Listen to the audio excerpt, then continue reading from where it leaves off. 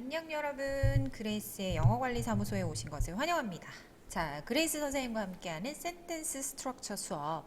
자, 벌써 여러분 우리가 12번, 그쵸? 0번부터 시작했는데요. 13번째 수업이에요. 그쵸? 그래서 분사 구문에 대해서 오늘은 저랑 같이 알아보실 건데요.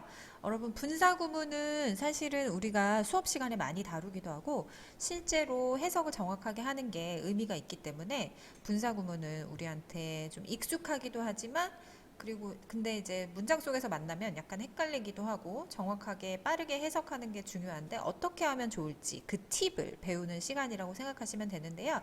이번 시간에는 여러분이 지금까지 마르고 닳도록 들어온 분사구문 만들기, 분사구문이 어떻게 생성된 것인가 그 과정에 대해서 짧게 살펴볼 거예요.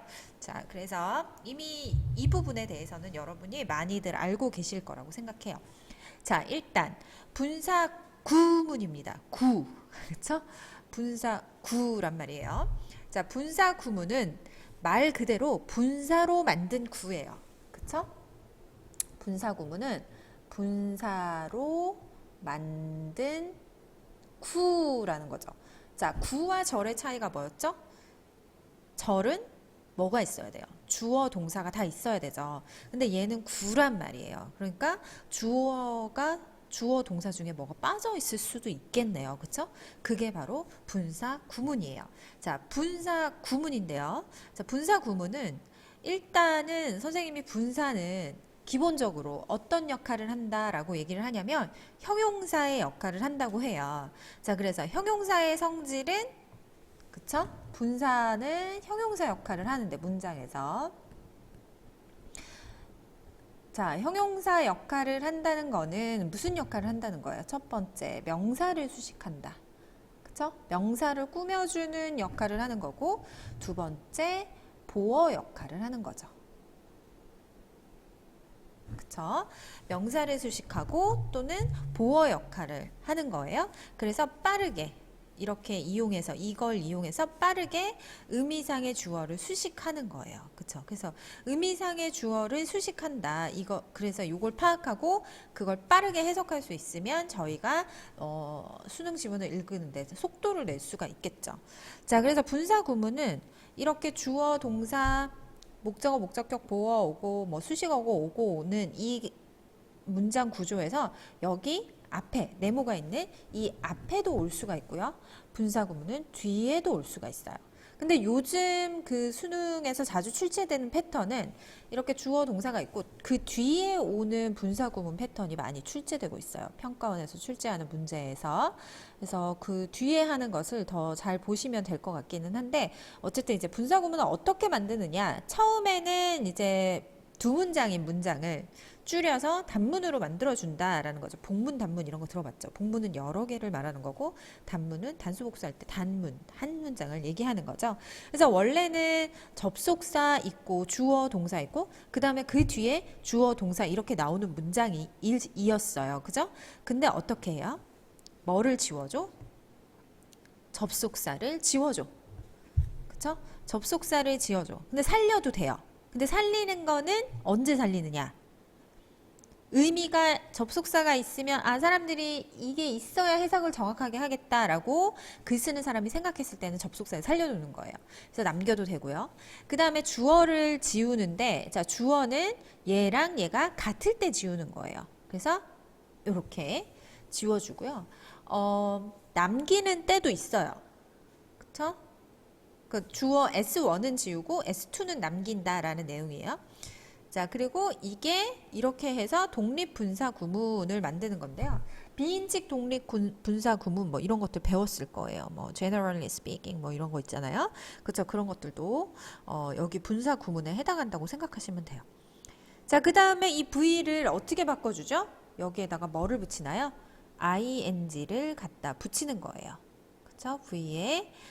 V를 지우고 ing를 갖다 붙인다라고 생각하시면 돼요. V 말고 이거 지운 거예요. 얘들아 이거 뭐 묻은 거 아니고 지운 거예요. 이제 어떤 친구가 선생님 이거 뭔가요? 오타인가요? 복사할 때 잘못됐나 했는데 아니고 V를 지워. 그리고 VING를 남기는 거죠. 그러면 우리가 보는 거는 VING 보고 주어 동사를 보면서 유추를 하게 되는 거예요. 그쵸? 그 다음에 얘가 being만 남을 수도 있죠. being하고 pp가 남을 수 있고, 그쵸? having been pp가 남을 수 있어요. 요거는 요렇게 묶어줄까요? 헷갈리니까.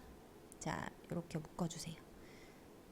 자, 그 다음에 being pp, 주어 동사, 또는 뭐 having been pp, 주어 동사. 이건 시제에 따라서 써준다. 수동에 따라서 써준다 라고 생각하시면 돼요. 수동일 경우에는 비동사를 앞에 써주고 pp를 쓰는데 being을 살려놓고 또 being은 생략하기도 해요. 그냥 pp만 남아있는 분사 구문들도 있죠. 그죠? 그리고 뭐 having been도 생략하기도 하거든요. 그렇게 해서 pp만 남아있는 것도 갑자기 뜬금포로 문장 앞에 주어 동사가 있고 여기에 pp가 딱 와 있네. 이게 뭐지? pp로 시작하는 구문이 와 있어. 이게 뭐지? 생각할 게 아니고 분사 구문이구나 이렇게 생각하시면 돼요. 알겠죠?